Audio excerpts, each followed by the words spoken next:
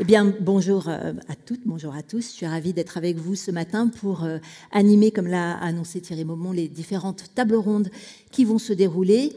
Alors, la première d'entre elles, comme nous l'a dit Thierry Maumont, porte sur le Varenne agricole de l'eau et d'adaptation au changement climatique.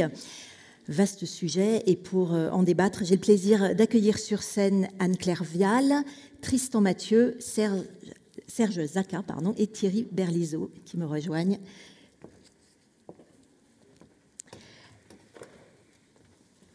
Prenez place.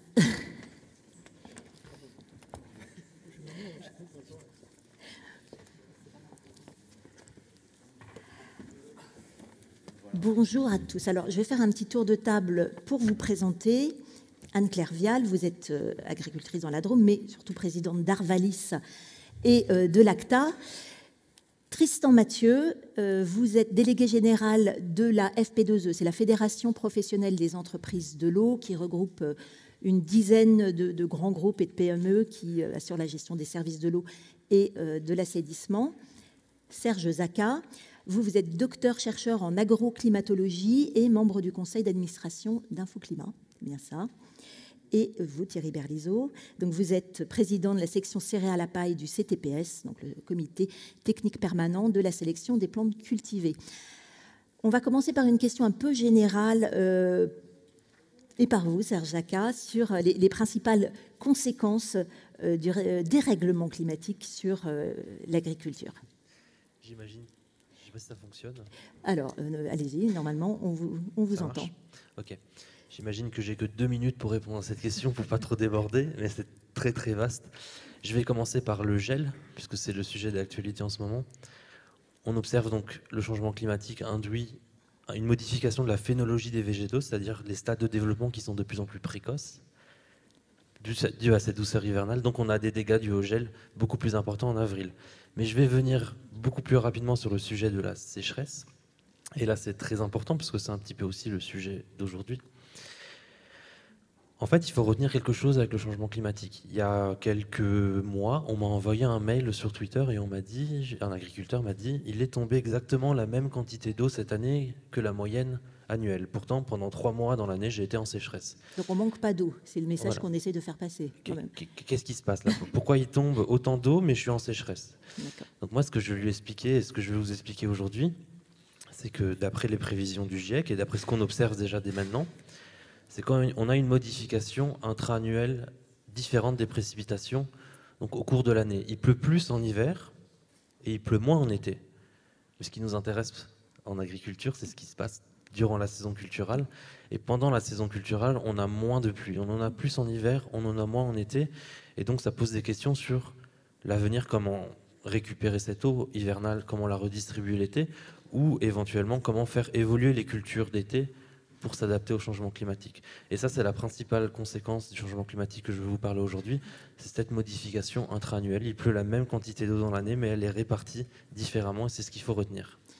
Alors, même si c'est un peu plus éloigné de l'eau, on a aussi plus d'aléas climatiques, grêle, foudre, enfin, on assiste quand même à des vrais changements marquants. Alors, sur la grêle, sur les tempêtes, donc le vent et donc la grêle, on n'a pas forcément encore d'évolution, on n'observe pas d'évolution. On a l'impression qu'il y a plus d'événements climatiques sur ces aspects-là, les tornades, les cyclones. Ils sont un peu plus intenses, mais ils sont tout autant fréquents. La fréquence n'augmente pas. Mais il y a les réseaux sociaux qui jouent derrière, c'est-à-dire que dès qu'il se passe quelque chose, il y a quelqu'un qui a sa caméra et qui montre les chutes de grêle. Donc on a une impression de récurrence qui n'est pas forcément observée vraiment dans la climatologie. L'intensité augmente, mais la fréquence n'augmente pas forcément. Et c'est amplifié par les réseaux sociaux, comme vous le soulignez. C'est amplifié par les réseaux sociaux. Par contre, pour la canicule, donc là, ce sont les effets de température élevée.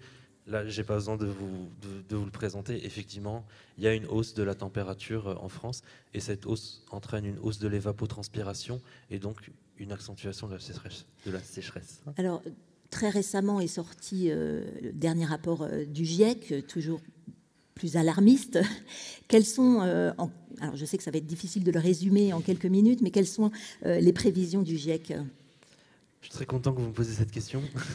Je crois que des 20 interviews que j'ai fait dans le GEL cette semaine, il n'y a personne qui m'a posé la question. Personne ne vous a posé la question alors que le rapport est sorti il y a 3 jours. Oui. Donc c'est le 3e rapport du GIEC. Celui-là, il ne va pas forcément parler des évolutions du climat, contrairement au premier, mais il va parler un petit peu des solutions qu'on a actuellement pour réduire nos gaz à effet de serre.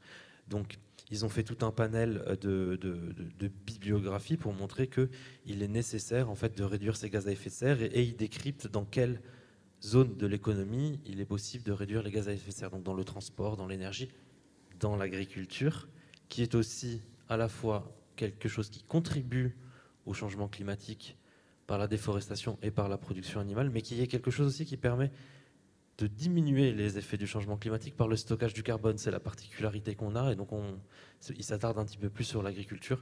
Mais ce n'est pas seulement avec le stockage du carbone, ce n'est pas la seule solution qui va permettre de contrer le changement climatique. Il y a aussi des efforts à faire dans tous les secteurs de l'économie, notamment le transport, le logement et l'énergie. Alors, vous évoquez le stockage du carbone. On y reviendra à l'occasion d'une autre table ronde. Je voudrais qu'on parle maintenant du Varenne de l'eau et de l'agriculture. Alors, c'est une large concertation qui a regroupé à peu près 1400 personnes, qui s'est déroulée sur 6 mois et qui s'est terminée au 1er février dernier. Anne-Claire Vial, quels ont été les grands axes de travail de ce Varenne de l'eau ? Bonjour à tous. C'est vrai qu'avec tout ce qui se passe, le Varenne nous paraît déjà loin. Déjà loin, c'est vrai. Mais je veux témoigner ici que le Varenne a été une démarche extrêmement englobante et structurante. Et je lisais il y a un mois un article du CNRS assez consternant qui disait on ne fait rien en France et on ne s'organise pas face à l'adaptation au changement climatique. Je peux vous dire que c'est entièrement faux. Alors, peut-être dire c'est très englobant, pourquoi ? Parce qu'en fait, à l'occasion du Varenne, on a abordé 3 axes, donc tous les axes, c'est-à-dire sur le premier axe, la question, c'était bien évidemment la gestion des risques. On a vu que les risques sont nombreux. Et le sujet assurantiel, pour dire en 2 mots, il y a bien une nouvelle loi qui a été votée le 16 février.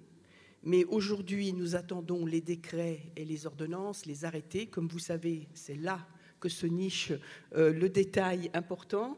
Et je dirais simplement que nous aurons dans notre filière grande culture 2 points de vigilance particuliers. C'est que dans les textes de loi qui sont prévus aujourd'hui, nous avons un taux de déclenchement de la solidarité nationale qui est à 50% pour les grandes cultures alors qu'il est à 30% pour d'autres filières.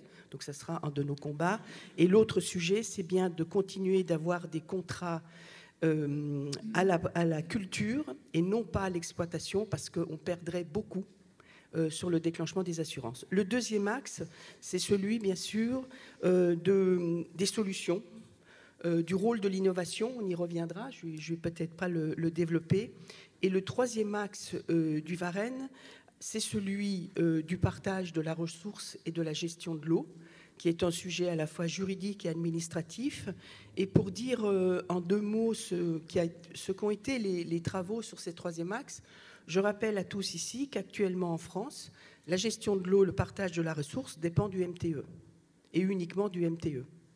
Et donc, les personnes qui étaient engagées en responsabilité, notamment Luc Servant, sur cet axe, et bien sûr Jean Launay, ont travaillé à remettre l'État, à défaut de pouvoir remettre le ministère de l'Agriculture en copilote, de remettre l'État dans ces discussions en renforçant à la fois le rôle des préfets de département ou des préfets coordonnateurs de bassin dans un certain nombre de démarches et d'autorisations, et en demandant, ce que nous n'avons encore pas eu, le nom d'un délégué interministériel sous responsabilité du Premier ministre pour justement, sur ces sujets délicats, pouvoir avoir des arbitrages gouvernementaux et pas être sous l'emprise uniquement, si je peux m'exprimer ainsi, avec tout le respect que j'ai bien sûr, comme nous tous, pour le ministère de l'Environnement, mais qui parfois ne voit pas toutes, je dirais, les dimensions du développement durable. Alors on revient sur la recherche, sur l'adaptation au changement climatique. Qu'est-ce qu'il en est ressorti de ce Varenne de l'eau ? Alors d'abord, ce qui nous a séduit immédiatement, c'est que d'abord on était on réévoquait le sujet de la souveraineté alimentaire. Rappelez-vous, en septembre de l'année passée, France Stratégie a remis au président de l'Assemblée nationale un rapport qui indiquait que la France était en perte extrêmement importante de compétences et de production par rapport à ce sujet-là. Le deuxième sujet, c'est que l'encadrement du Varenne sur cette thématique, c'était aussi de croire en l'innovation et de trouver des solutions qui étaient fondées sur la science. Donc bien évidemment, on est rentré, je dirais, en confiance et avec des éléments de langage qu'il y a quand même longtemps qu'on ne mettait plus tellement en avant. Donc j'ai envie de dire, il y a eu 4 axes dans ces travaux. Tout d'abord, nous avons fait le choix que ce soit les interprofessions qui représentent chacune des filières. Donc il y a 35 interprofessions en France. Et il y a 7 conseils spécialisés de FranceAgriMer. Alors j'ai le document de Semences et Plants qui a fait aussi son travail. Et donc il y a eu plus de 600 pages d'écriture, de problèmes déjà rencontrés, de solutions espérées, de travaux qui restent à faire. Donc ça, c'était extrêmement important d'avoir ce rendu. Et nous avons pu également travailler sur des thématiques comme la génétique, comme l'irrigation efficiente ou l'agriculture de résilience. Donc ça, c'était des points importants. Parallèlement à ça, le réseau des chambres d'agriculture a fait 13 diagnostics approfondis territoriaux parce que, Serge, c'était sous-entendu dans vos propos, mais le changement climatique est territorialisé. Et c'est à l'échelle du territoire qu'on doit trouver les solutions, ce n'est pas à l'échelle nationale. Et quand j'ai dit ça, il y a eu l'ensemble des parties prenantes, donc les conseils spécialisés, les acteurs de territoire, ont signé avec l'État une charte. Et aujourd'hui, c'est pour ça que je dis les choses sont extrêmement structurées, nous avons en France adossé l'adaptation au changement climatique au plan de transformation des filières que vous connaissez tous. Et donc, nous avons bien dorénavant structuré et gravé dans le marbre ces travaux. En échange de ça, l'État a mis en avant le plan France Relance et un certain nombre de financements. Et donc, là aussi, et j'en avais échangé avec certains d'entre vous, j'ai envie de dire, nous avons gagné un combat, nous avons profité du Varenne, c'est-à-dire pour accéder à ce qu'on appelle les PEPR, pour accéder à des fonds de recherche. Nous avons pu, à l'occasion du Varenne, faire valider que les instituts techniques de recherche appliquée travaillaient bien dans l'intérêt général et pouvaient accéder à ces fonds. Et donc, ce qui est important pour nous, c'est qu'aujourd'hui sont ouverts 2 programmes de recherche prioritaires, un sur l'agroécologie et le numérique, et nous aurons des instituts techniques qui seront avec des chercheurs de recherche fondamentale sur ce PEPR-là. Et puis, il y a un deuxième PEPR qui vient de s'ouvrir la semaine passée, qui est sur la génétique, et où, là aussi, nous avons pu mettre, je dirais, des pions, mettre le pied dans la porte pour espérer demain, avec l'appui, je veux quand même le citer ici, de Philippe Vissac, que beaucoup d'entre vous connaissent et qui était en charge pour le gouvernement de ce dossier. Juste pour peut-être expliquer à chacun, c'est quoi l'intérêt ? Ce n'est pas forcément d'accéder à de nouveaux financements, certes, voilà, les financements, c'est le nerf de la guerre, mais l'objet véritable, c'est que nous savons tous, et des études l'ont montré, qui ne dépendent pas de nous, que lorsqu'on met les acteurs de la recherche appliquée, et notamment en sélection, en contact avec des chercheurs en recherche fondamentale, on accélère l'arrivée des innovations. Donc c'est un point pour nous extrêmement important. Donc des retours globalement positifs, on l'entend. Voilà. On parle des axes de recherche à moyen et long terme, alors on ne va peut-être pas être exhaustif, mais est-ce que vous pouvez néanmoins nous donner quelques exemples ? Alors, je vais donner 2 exemples, voilà, un peu au hasard, mais enfin au hasard, pas que. Alors, un premier exemple, il y a mois dans mois, nous avons été choisis au niveau d'un projet européen, Arvalis, pour la première fois comme animateur d'un groupe de 22 pays, un projet de plus de 9 millions d'euros, et où nous allons travailler sur une meilleure connaissance du rôle des racines, notamment pour l'absorption de l'eau, et avec une visée d'en avoir en retour sur la sélection variétale. Donc vous voyez, on est tout à fait au cœur du sujet de ce que nous pouvons espérer de l'avenir, c'est-à-dire que les solutions que nous ne connaissons pas encore aujourd'hui, mais que nous pouvons espérer. Et je vais donner un deuxième exemple. Alors, parce que je ne l'ai pas dit, mais chacun ici le sait, on n'a pas attendu le Varenne dans nos filières pour travailler sur ces sujets. Tous ceux qui connaissent le phénotypage au débit, le génotypage au débit, il y a heureusement 20 ans qu'on travaille sur ces aspects-là. Mais bien évidemment, on sait qu'on n'est pas au bout des solutions, on ne les a pas toutes. Donc, je voulais donner un autre exemple qui, lui, a déjà été lancé. Nous pilotons, là aussi, au niveau d'Arvalis, un programme méditerranéen en lien notamment avec le Portugal et la Tunisie pour l'agriculture de conservation en climat méditerranéen. Parce que vous savez que nous avons ce débat, et il y a ce débat des chercheurs de dire est-ce qu'un sol totalement couvert, c'est une solution demain? Et nous connaissons aussi, nous agriculteurs, les difficultés de ce concept-là. Donc voilà, c'est pour vous dire que nous sommes aussi en France, heureusement, avec nos instituts techniques, dans du moyen-long terme et pas seulement dans la gestion annuelle qui fait aussi partie de notre boulot. Très bien. Je vais vous poser une question, Tristan Mathieu. Je vous invite à prendre le micro. Donc, on revient au sujet de l'eau plus spécifiquement. Quel a été le constat fait par le Varenne concernant la ressource en eau? Bien, bonjour à tous. D'abord, peut-être deux mots sur la Fédération des entreprises de l'eau pour vous dire que j'en suis son délégué général et c'est une fédération qui regroupe les grands opérateurs, comme il a été dit, ou les plus petits qui gèrent des services publics d'eau après mise en concurrence pour le compte des collectivités locales. Alors, le constat, je crois qu'il a été partagé sur l'urgence de la situation. Et nous, ça, on en était très satisfaits parce qu'on trouve qu'il y a quand même un retard de prise de conscience. Donc, ce constat d'urgence de la situation par rapport à la ressource en eau, il est aujourd'hui établi. Il était déjà apparu, il faut le dire, dans les assises de l'eau. Il a été réaffirmé, peut-être avec plus de pragmatisme, dans le Varenne agricole de l'eau.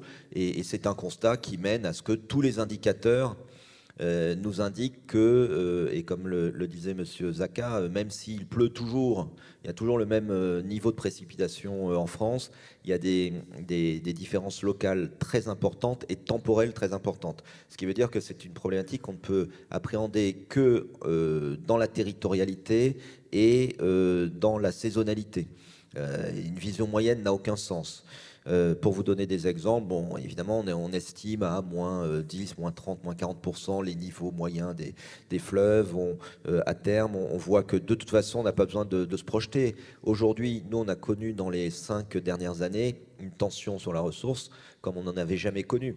C'est-à-dire qu'on a quand même des centrales nucléaires qui sont arrêtées parce que les débits des fleuves sont trop faibles pour pouvoir récupérer les eaux de refroidissement. On a des villages en France qui sont alimentés en eau potable par des camions-citernes. On a le Doubs qui est à sec. Bon, il n'y a pas besoin de faire beaucoup de prévisions pour se dire que les effets du changement climatique sont là. C'est indéniable. Et en matière Pardon, allez-y. Non, pour moi, c'est indéniable. Après, on peut lancer le débat s'il y a des gens qui ne le partagent pas, mais il est là. Et ça veut dire quoi? Ça veut dire donc pas moins de précipitations, mais parfois beaucoup plus et parfois beaucoup moins localement. Alors, concernant la gestion maintenant de cette eau, quelle a été l'approche préconisée par le Varenne de l'eau? L'approche qui a été préconisée, c'est une approche décloisonnée. C'est-à-dire, on ne peut pas réfléchir en silo entre, d'un côté, le monde de l'agriculture, d'un autre côté, le monde de l'industrie, puis le monde des services publics d'eau. Voilà, il faut des approches territoriales et partagées, d'où l'accent qui a été mis sur les fameux PTGE, les plans territoriaux de gestion de l'eau, avec, en effet, au bout d'un moment, une décision qui a été de dire il faut quand même que l'État soit capable d'acter ou non un consensus et qu'on ne laisse pas ces PTGE s'enliser éternellement dans des débats. Donc ça, c'était un des acquis des assises. Et puis, un autre qui nous a peut-être plus directement concernés, qui est l'intérêt, et on a été vraiment sensible à l'écoute du ministère de l'Agriculture sur ce sujet-là, de la réutilisation des eaux usées traitées et de tout ce qu'on appelle les eaux non conventionnelles. D'accord, donc ça c'est une des pistes de solution qui a été mise en avant. Il pouvait y avoir jusqu'à présent un frein à l'utilisation de ce qu'on appelle la réutilisation des eaux usés, traités, mais il y a un décret récent qui finalement ouvre à de plus larges possibilités. Est-ce que vous pouvez nous en dire un mot ? Oui, absolument. Alors, vous savez, chaque profession a ses acronymes. Nous, on en a plein aussi. On peut faire un débat d'acronymes. Alors, en effet, la réutilisation des eaux usées traitées, on est dans une situation, je dirais, intéressante parce que la reuse, elle a été beaucoup développée dans des pays qui ont connu avant nous des tensions sur la ressource en eau. Donc, nous, on a alerté depuis longtemps sur ce thème-là, en disant en France, il n'y a que 0,7% des eaux usées traitées qui sont réutilisées, alors qu'en Italie ou en Espagne, c'est 10 ou 15%. Premier constat. Deuxième constat, souvent, cette réutilisation des eaux usées traitées, qui consiste souvent à mettre je dirais une étape complémentaire assez légère de traitement des eaux usées pour pouvoir la réutiliser dans différents usages, elle est souvent opérée à l'international par des entreprises françaises. Le secteur agricole français est assurément un secteur, je dirais, phare de l'économie française, pilote, qui exporte, qui est visible. Vous le savez aussi, le secteur de l'eau l'est à travers nos grandes entreprises qui gèrent des services publics partout dans le monde. Et c'est assez étonnant de se dire qu'une entreprise, et on peut la citer, mais ses collègues de Veolia ou SOR ou ses concurrents font la même chose ailleurs, mais une entreprise comme Suez, par exemple, elle opère la station d'épuration de Milan, à partir de laquelle elle va produire de l'eau usée retraitée qui va irriguer l'agriculture milanaise. Et le fait qu'on n'est pas capable de faire ça. Alors on n'est pas capable de faire ça aujourd'hui en France parce qu'il y a moins eu de tension sur la ressource, donc ça peut s'expliquer, mais aussi parce qu'il y a une extrême prudence de l'administration vis-à-vis de la réutilisation des eaux usées traitées. Et nous, donc, on a un devoir qui est d'appeler à l'urgence et de se dire que même si les constats sont là, et c'est ce qu'on a fait notamment pendant le Varenne, on trouve que l'action n'est pas encore au niveau. Et on l'a redit encore dernièrement au ministère de l'écologie, cette action, il faut qu'elle soit immédiate. Parce que déjà qu'aujourd'hui, on perçoit très durement les tensions sur la ressource, y compris pour l'alimentation des villes et des campagnes en eau potable, il ne faut pas attendre pour lancer les projets. Un projet de réutilisation des eaux usées, il y en a un par exemple qui est un peu emblématique en Vendée qui s'appelle le projet Jourdain, qui consiste à récupérer des eaux usées, à les retraiter et à les remonter pour je dirais, redonner de la capacité de production à l'eau potable. Donc on les remonte en amont de la station de traitement des eaux, de l'eau potable. C'est un projet qui a dû mettre 10 ans à sortir. Donc, soit on met un grand coup d'accélérateur aujourd'hui sur cette solution, comme l'est aussi une autre solution qui est la recharge de nappes, c'est-à-dire le fait de recharger des nappes, soit à partir d'excédents d'eau, soit parfois à partir d'eau usée traitée, soit on va avoir de gros problèmes dans 5 ans. Et puisque on est dans cette enceinte, je dois vous dire que peu importe finalement quels usages, et madame, vous avez raison de rappeler que le décret, il a ouvert à de nouveaux usages, peu importe l'usage. Alors les nouveaux usages, ça va être le lavage des voiries, le lavage des voitures, surtout des projets multi-usages d'eau usée traitée, alors qu'avant, il n'y avait pas de multi-usage.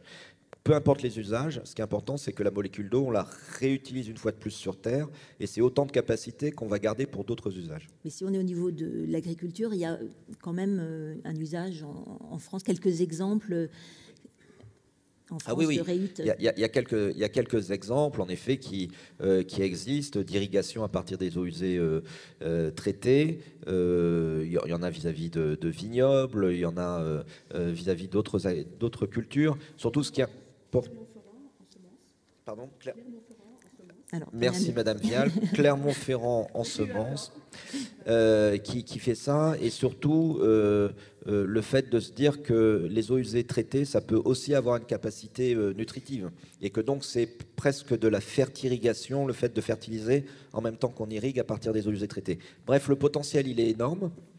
Mais après, je vous dis, franchement, de mon point de vue, pour le monde agricole, pour les semenciers, peu importe que cette eau elle soit utilisée pour un ou l'autre des usages, ce qui est important, c'est que ça préserve de la capacité pour les autres.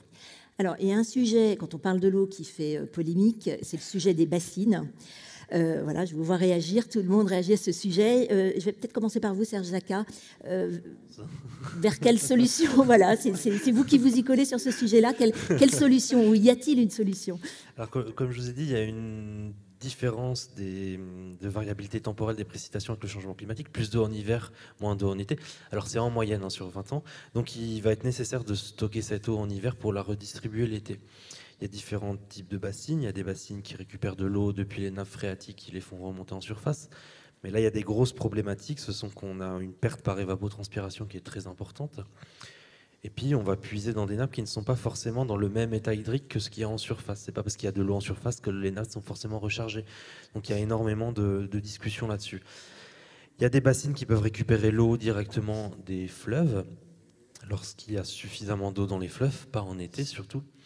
Donc, ça permet de récolter l'eau, mais là, il y a encore le problème de l'évapotranspiration.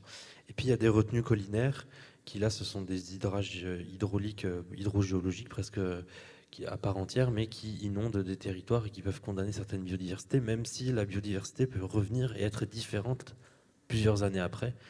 Et on peut avoir un système économique qui se met en place, notamment, par exemple, le lac du Salagou dans le sud de la France, où il y a des activités nautiques, des activités touristiques. Donc voilà, ces bassines sont forcément nécessaires, mais il y a un gros mais, et on ne l'a pas encore abordé. Ils doivent être forcément accompagnés d'une évolution du système de production. Les bassines ne doivent pas être un patch pour faire perdurer le système de protection actuel malgré que le climat change.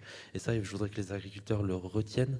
Ce n'est pas parce qu'on a de l'eau qu'il faut continuer à produire, mais en parallèle, à produire comme on fait actuellement, mais en parallèle, il faut faire évoluer l'agriculture. Il faut par exemple avoir des pratiques qui préservent mieux le sol, et ça c'est très important pour le stockage du carbone, mais également pour augmenter la réserve utile en eau du sol, c'est-à-dire des pratiques où on fait moins de labour, c'est pas forcément facile sur le terrain, notamment dans les sols argileux, des pratiques où on a des couverts interculturaux, c'est pas forcément facile également sur le terrain, parce que quand il n'y a pas d'eau, les couverts interculturaux ne poussent pas. Donc tout ça, ce sont des choses qu'on doit faire au cas, par territoire. Les scientifiques donnent une direction, et puis après, sur le terrain, il y a des adaptations à faire, bien sûr. Donc voilà, il y a une évolution de la production agricole accompagnée d'une irrigation, ce qu'on appelle l'irrigation de résilience. Dans le rapport eau, agriculture et changement climatique, on en parle très bien. C'est un mot qu'on entend souvent, c'est la résilience. C'est pas moi qui ai inventé le mot. Hein. Une irrigation de résilience basée sur une irrigation connectée, donc une irrigation qui soit intelligente, avec des outils qui permettent de mesurer les débits d'eau, avec des outils qui permettent de modéliser combien de millimètres la plante a besoin en fonction des prévisions météorologiques. C'est-à-dire qu'on n'a pas besoin d'irriguer s'il pleut dans 3 jours. Éventuellement, peut-être que mieux vaut attendre, en fait, suivant les prévisions météorologiques. Donc tout ça, c'est une irrigation intelligente, une agriculture qui doit être un peu plus régénérative, qui doit un peu évoluer. On ne doit pas rentrer dans le cercle vicieux. J'ai de l'eau, je continue à faire ce que je dois faire, donc il me faut de l'eau, et je continue. Donc ça, c'est le cercle vicieux qu'il ne faut surtout pas rentrer dedans. Il faut que cette eau soit vraiment un système de secours qui permet en parallèle de faire évoluer le système agricole, et je tiens à le préciser. Très bien. Sur ce sujet des bassines, Tristan Mathieu, quelles ont été les préconisations du Varenne de l'eau? C'est un sujet très délicat. Alors nous, on n'est pas les mieux placés pour en parler, parce que c'est quand même un sujet qui s'écarte pas mal, évidemment, du sujet de la gestion de services publics d'eau et d'assainissement. Je crois que d'abord, il faut se le dire, il n'y avait pas exactement tout le monde qu'on pouvait attendre autour de la table lors du Varenne agricole de l'eau, donc c'est un peu difficile. Mais moi, en tout cas, j'ai une conviction, c'est que l'agriculture, comme d'ailleurs nos domaines, doit d'abord penser que on ne peut pas résoudre les problèmes à nous tout seuls, que donc il faut de la concertation, et que d'un autre côté, il faut qu'on lutte contre des visions dogmatiques de quelque nature qu'elles soient. C'est-à-dire que entre les gens qui ne veulent jamais voir une seule bassine sur le territoire français et ceux qui pourraient penser que la solution absolue c'est celle-là, je pense qu'il y a un juste milieu qu'il faut trouver, et que de toute façon on sera obligé de le trouver par pragmatisme. C'est la même chose d'ailleurs sur les eaux usées traitées. je me permets de faire ce parallèle, madame, mais nous, on n'a jamais dit la solution absolue, c'est la RIUT et ça va résoudre tous les problèmes. Mais on sait à l'inverse que quand on atteindra le niveau de l'Italie, on aura répondu à 15 ou 20% des besoins du monde agricole en matière d'irrigation. Alors, je vois que vous souhaitiez réagir. Je vous invite à prendre un micro, Anne-Claire Vial, sur ce sujet assez large, hein, RIUT, bassine. Non, je ne veux pas parler de la RIUT. Effectivement, on est très en retard et je n'enlève rien à ce que vous avez dit. Moi, je voulais simplement qu'on donne le temps à la recherche. Parce qu'effectivement, aujourd'hui, on entend beaucoup dire qu'il y a des solutions et les agriculteurs ne les prennent pas. Nous n'avons pas de solution, il faut se le dire. Le dernier travail extrêmement important, réseau mixte technologique qui s'appelle Bagage, qui a été fait sur le fait de savoir si de laisser les sols couverts, on améliorait ou pas la réserve utile. Moi, je vais juste vous donner les chiffres de la recherche. On a amélioré de 4 mm la quantité d'eau sur les 10 premiers centimètres du sol. Et vous savez, dans nos cultures, on est plutôt avec des racines à en mettre. Donc, si vous voulez, sur ce sujet-là, il y a le dogmatisme, vous l'avez dit, et puis il y a la recherche. Laissons faire la recherche. Je vous ai donné 2 exemples qui montrent qu'aujourd'hui, les instituts des grandes cultures, mais pas que, nous sommes effectivement à l'affût de ce qui pourrait venir dans les années qui viennent sur ces sujets-là. Mais aujourd'hui, méfions-nous du dogmatisme. Et puis, sur le sujet des bassines, je l'ai dit, nous avons travaillé collectivement, tous les acteurs du Varenne, pour remettre l'État, et je pense que ce sera le lien avec la prochaine table ronde, au centre du jeu, parce que l'État a quand même dans ses missions l'intérêt général. À un moment donné, s'il faut nourrir le monde, on ne peut pas rester prisonnier de dogmatiques qui sont contre les réserves d'eau. Donc à un moment donné, il faut que l'intérêt général prime, et c'est aussi l'objet. Et je dirais une dernière chose que je n'ai pas évoquée tout à l'heure, le Varenne est structurant, parce que notamment sur ce sujet de quelles sont les solutions demain qui permettent aux agriculteurs de continuer d'évoluer dans ce cadre du changement climatique, nous avons réussi à l'occasion du Varenne avec ce qu'on appelle le RMT Climat, le réseau mixte technologique climat, qui regroupe plus de 30 experts et qui est copiloté par la PCA et par Arvalis, de créer Échelle France, une seule base de données interopérable, publique, en open data, où toutes les solutions connues à ce jour et qu'on connaîtra dans les prochains mois vont s'inscrire. On a déjà plus de 1000 leviers qui sont analysés selon 15 critères, et notamment y compris la trajectoire et le coût économique des leviers et des solutions. Donc voilà ce que je voulais encore ajouter. Merci. Alors, on a beaucoup parlé de la dimension quantitative de l'eau. Il y a aussi un autre aspect, c'est la dimension qualitative. Tristan Mathieu, quelles propositions ont été faites pour notamment éviter les pollutions à la source ? Je pense que ça, la prise de conscience, elle était déjà là avant. C'est-à-dire que éviter les pollutions à la source, c'est un sujet qui est très important et qui a été assez peu d'ailleurs évoqué, je pense, hein, dans le Varenne, peut-être insuffisamment. Il y avait un peu un non-dit pour moi sur ce sujet-là, alors que c'est un sujet très, très, très important. On a des nappes d'eau en France qui sont quand même dans des états qui sont préoccupants. Il ne faut pas se le cacher. Et là encore, quand on a des états de nappes d'eau préoccupants, ça veut dire qu'on peut se lamenter, mais il faut surtout du pragmatisme. Et le pragmatisme en ce domaine, ça consiste à dire que à la fois, il faut des politiques préventives de long terme, et à la fois, quand l'eau est malade, il faut la soigner. Voilà. Et ce n'est pas l'un ou l'autre, parce qu'il faut améliorer la qualité de nos ressources en eau, et en même temps, on ne peut pas délivrer de l'eau aux consommateurs qui ne soit pas parfaitement potable. Alors, les solutions, c'est évidemment le fait de développer des agricultures qui génèrent moins d'intrants, évidemment, autour des points de captage.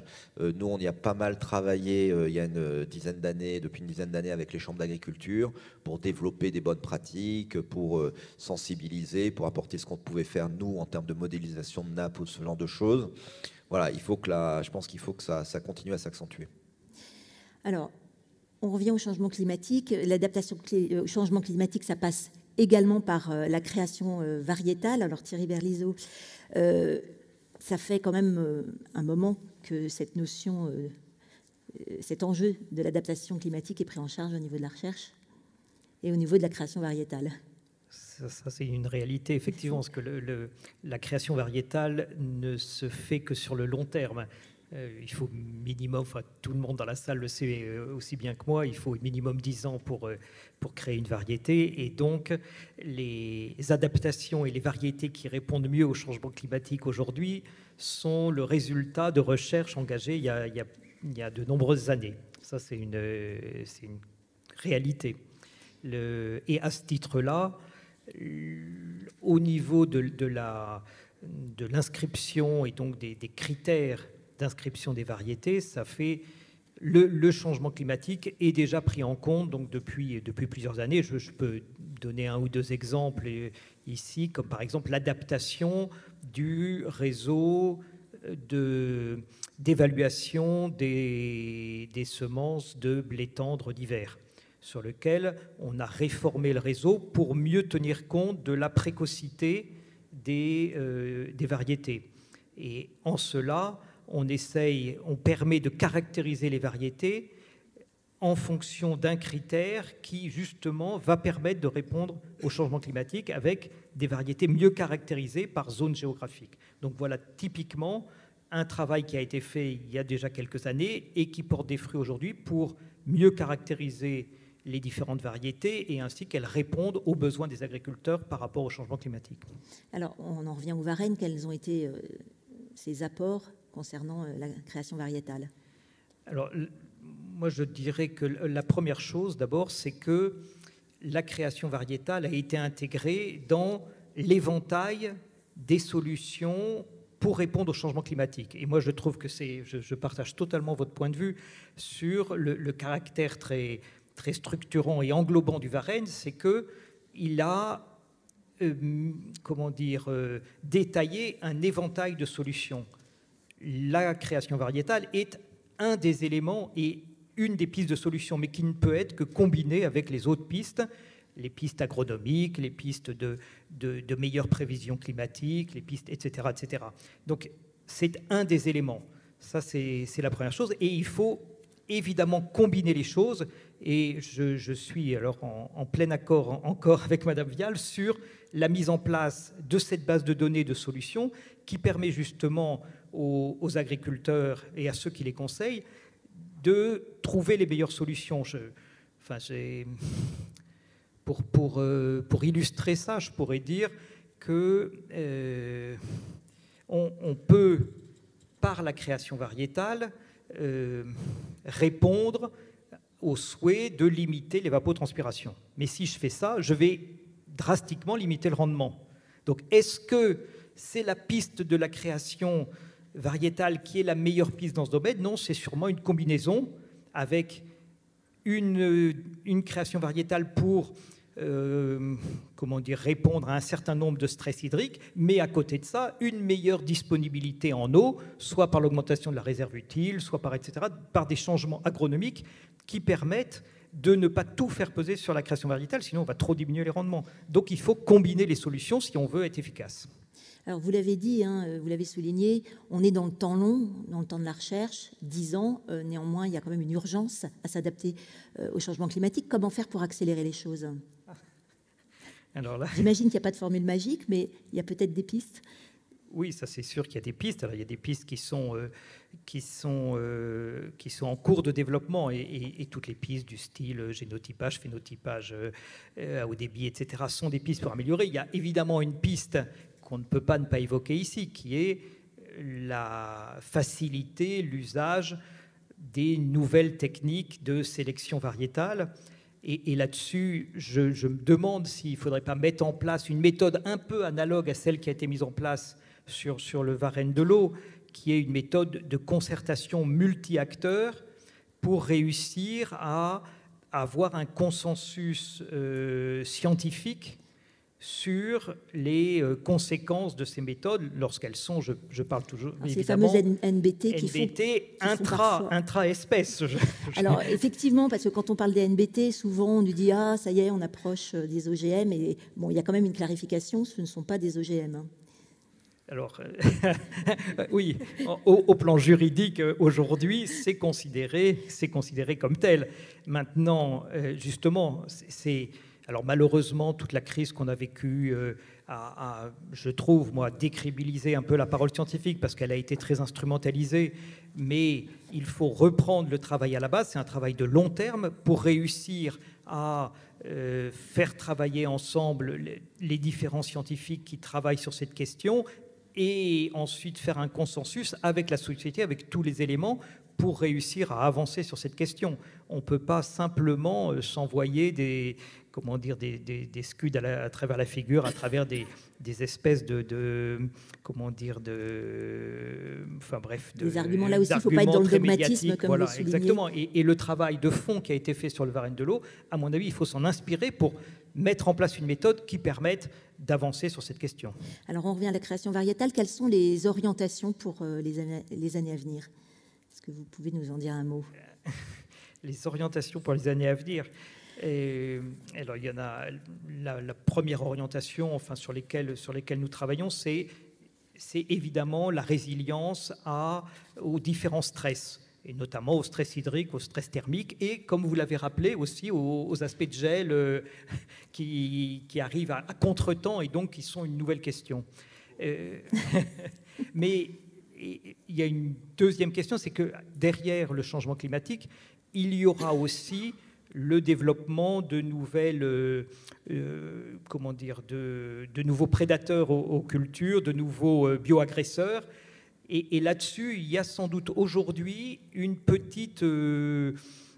inconnue qui est relativement grande et sur laquelle on a besoin de coopération avec des laboratoires, avec un travail de prévision et de prédiction de ces nouveaux bioagresseurs, parce qu'il faut les connaître aujourd'hui pour que dans 5 ans, on puisse avoir les premières réponses à ces bioagresseurs. Donc, il faut anticiper là-dessus, et ça, c'est sûrement un travail extrêmement difficile.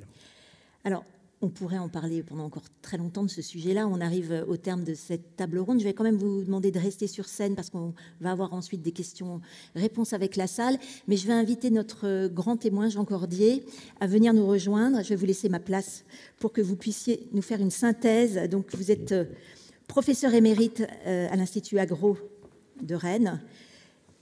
Et donc, vous allez nous faire une petite synthèse sur ce que vous avez entendu au cours de cette table ronde. Merci beaucoup. Et d'abord, je remercie la puissance invitante de m'avoir nommé grand témoin. Je me suis demandé ce qu'était un grand témoin. Est-ce que c'est la personne la plus âgée et la plus sage ? J'en approche. Est-ce que c'est quelqu'un qui sait tout et qui va pouvoir mettre un chapeau sur tout ce qui s'est dit ? Je ne suis pas la bonne personne. Est-ce que c'est une personne qui ne sait rien, qui justement va pouvoir dire j'ai compris telle et telle chose ? Bon. Je sais quelque chose. Je suis directeur de thèse, je travaille avec un thésard à la Caisse centrale des réassurances sur le risque climatique extrême, leur probabilité, leur fréquence, leur impact sur les rendements agricoles français, les pertes en production céréalière potentielle à l'horizon 2050. C'est le sujet de ma thésarde. Alors, pourquoi m'inviter ? Je pense que je suis économiste au départ, et un économiste recherche l'optimum de Pareto.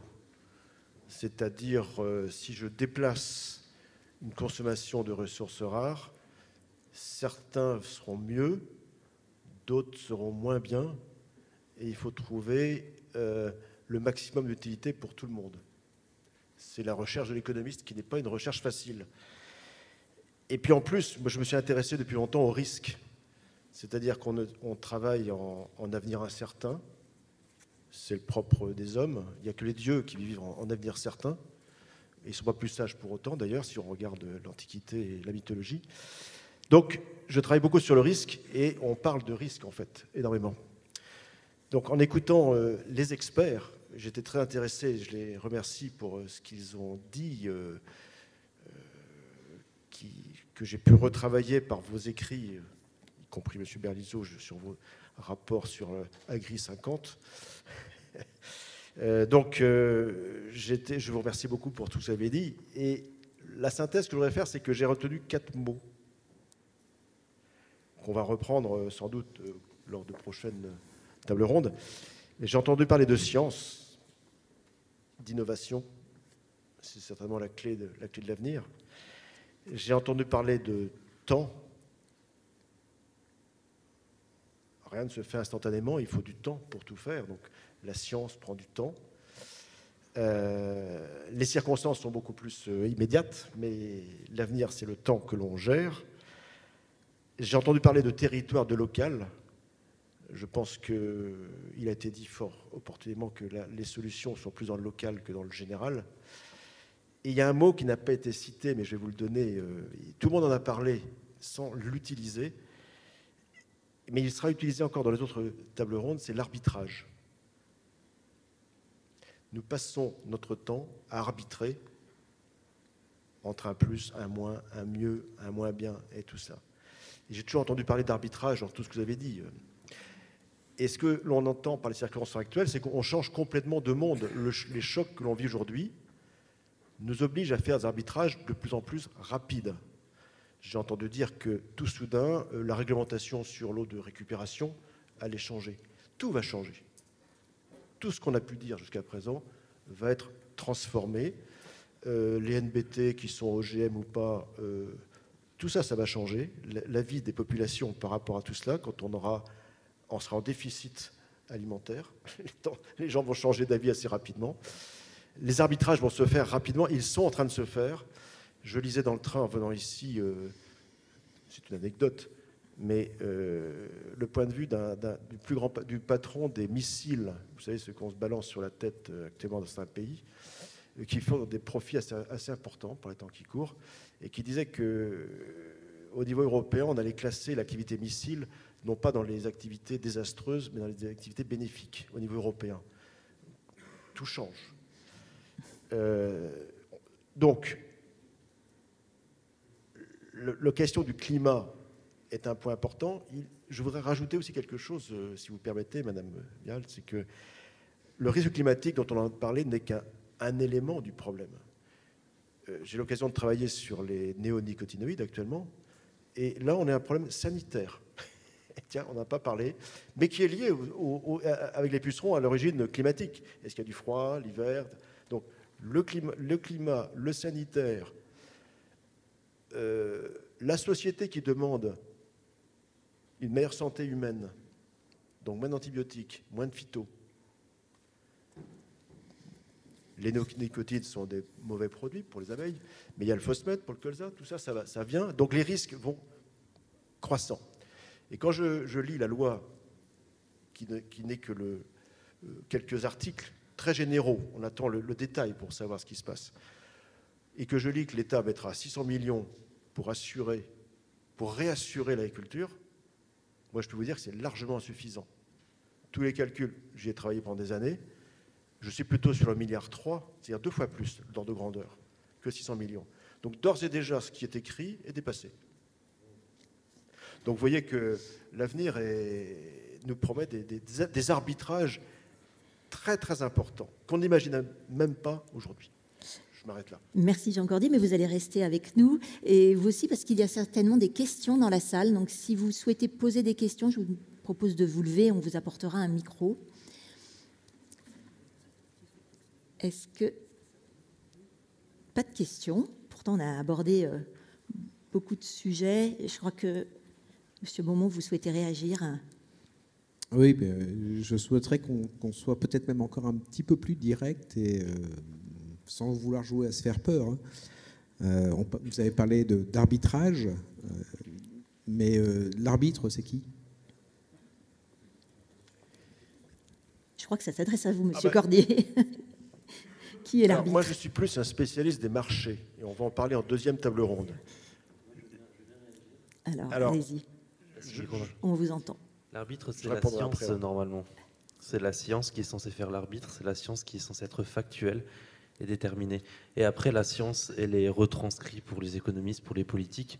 Et c'est là d'où vient le problème, c'est que on a un discours scientifique qui est de moins en moins écouté, de plus en plus altéré par la politique. Et l'arbitre, c'est toujours la science, normalement. Enfin, ça, c'est mon avis. Je ne sais pas si vous le partagez, mais pour moi, c'est très important de le dire. Alors, je voudrais compléter, si vous permettez. Étant plus spécialiste des marchés, je connais l'arbitre. Si les prix s'envolent, le consommateur consomme moins et les producteurs produisent plus. C'est aussi simple que ça. C'est ce qu'on appelle l'arbitrage. Il fait dans les circonstances compliquées qu'on va voir à la prochaine table ronde. Actuellement, l'arbitrage, à mon avis, se fait sur l'acceptation de la science pour répondre aux problèmes cruciaux qui vont se poser, que le citoyen ne voyait pas. Donc les arbitrages viendront du citoyen. Alors, on a une autre question. Voilà, troisième rang. Excusez-moi. Alors, vous savez, pardon, bonjour, Xavier Thévenot, Syngenta. J'ai une question à l'ensemble de la table ronde. Je ne suis pas un grand sage, mais je commence à avoir vu quelques rapports sur la thématique de l'eau en agriculture et en général être produits, être bien reçus par l'ensemble des acteurs, et pourtant rien ne se passe. Si on se compare par rapport à l'Espagne, je pense qu'on doit en être à 7 fois moins de capacité de stockage de l'eau. Or, le réchauffement climatique nous impose d'agir vite. Donc, en quoi les décisions du Varenne de l'eau et les nouvelles orientations vont vraiment être transformées en réalité par rapport au rapport précédent? Ça sera ma question à cette auguste assemblée. Tristan, qui souhaite répondre? Tristan Mathieu ou Madame Anne-Claire Vial? Xavier pose toujours...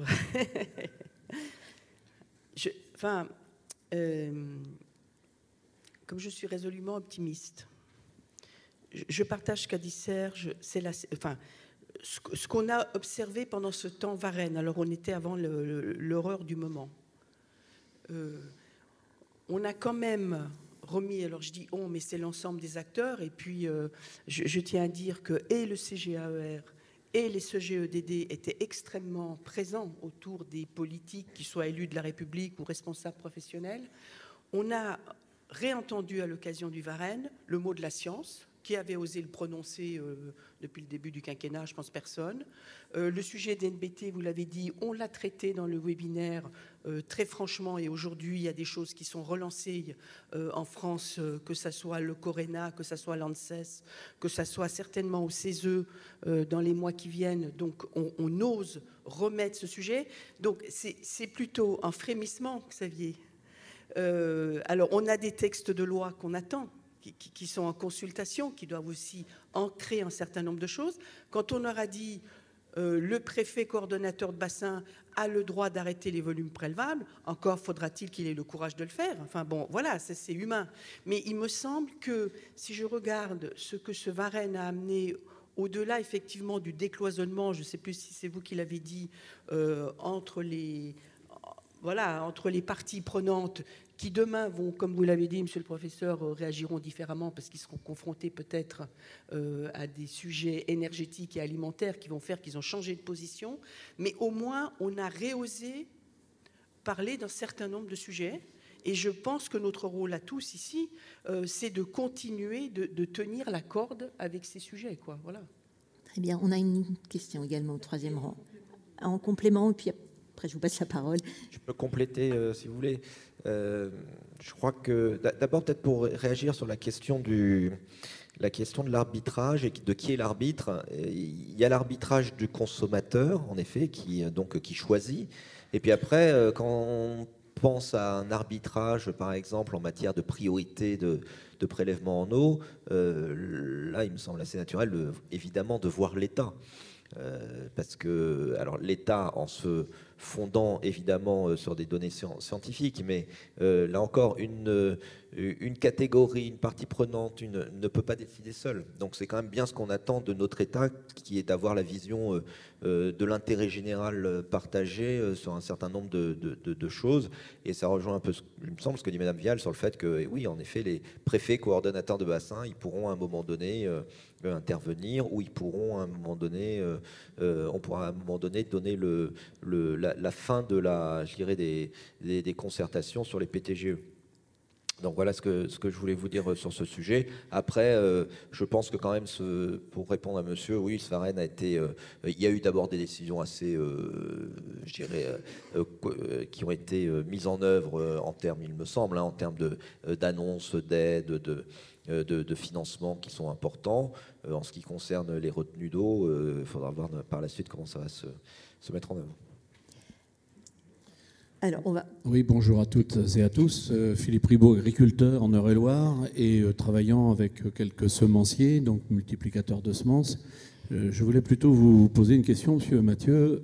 Vous n'avez pas parlé dans votre énumération des rivières qui se trouvent très basses du phénomène de suppression des vannages de ces rivières.